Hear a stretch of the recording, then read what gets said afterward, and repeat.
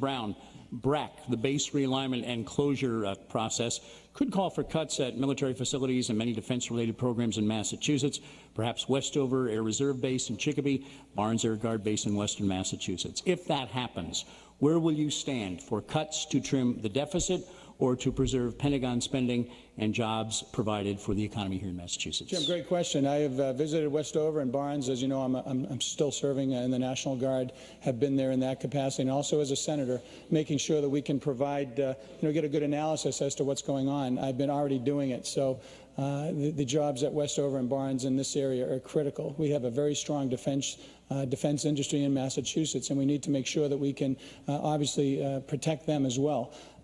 It's going to be a challenge. I worked on the first base closure when I was a state senator. Have been fighting and working now, meeting with the personnel, not only there, but at Hanscom. Hanscom Air Force Base is a jewel when it comes to cybersecurity, and to make sure that we provide them. And as a ranking member of armed services and having the ability to obviously meet with these people and get the information and battle on a consistent basis for them, I'm looking forward to that opportunity. As you know, especially with Westover, they have a mission where their proficiency is so much better than the active forces. And to think that we're going to put that in jeopardy because of some political agenda, I'm not going to do it. I think we both want to support our military. I would argue that based on my personal and now my experience as being a ranking member on the Armed Services Committee, I have the ability to do it better. That's not the only challenge. When you're talking about stretching the almighty dollars, we are in a financial emergency, and we need to take an approach where we can actually put everything on the table, looking at that top to bottom review, giving the president a line item veto, trying to make sure that we can do the best with what we have. Thank you, sir. That's time. Ms. Warren, 90 seconds. So I think here's the problem. We both want to protect the military, but we have a big deficit. And when Senator Brown and the other Republicans take the Grover Norquist pledge and they say they're not going to raise money from millionaires, they're not going to raise money from billionaires, they're not going to close the oil subsidies, what they're saying in effect is they're just not serious about cutting the deficit, about bringing the budget back into alignment.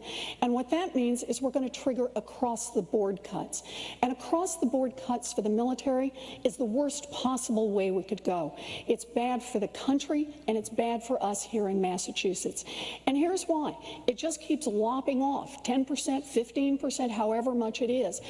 We need to use this opportunity to think about the military we need going forward in the 21st century. Here's what I'm prepared to do.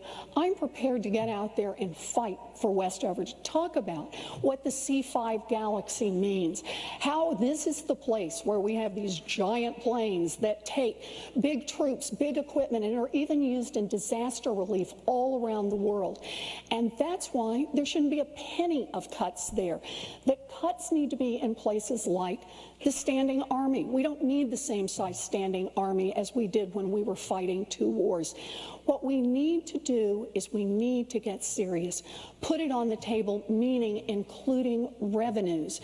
That's how we get serious. That's how we protect our military. That's time. Mr. Brown, another 30 seconds. Jim, thank you. You know, the millionaires and billionaires and all the buffer rule, great sound bites, but when you're talking about our military personnel, we have to get serious. And I've been doing that for 2.5 years, working to protect the Westover, Hanscom, and all of our military bases as a ranking member of armed services. I've visited there. I've spoken to the leadership. I know what the missions are, and it would be devastating to lose those services in Massachusetts. You said earlier that you want to cut more money from military. Well, you can't have it both ways. You can't cut military and protect the C-5s and the missions in Massachusetts. You can't do both. And to think that we're going to do it in any other way by taxing and spending against our job creators, it's not going to happen. Thank you, sir. That's time. We'll give you, to be even, 37 seconds.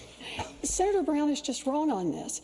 As long as we don't bring the budget into balance, then there are going to be across-the-board cuts, and that's what's going to hurt us here in Massachusetts.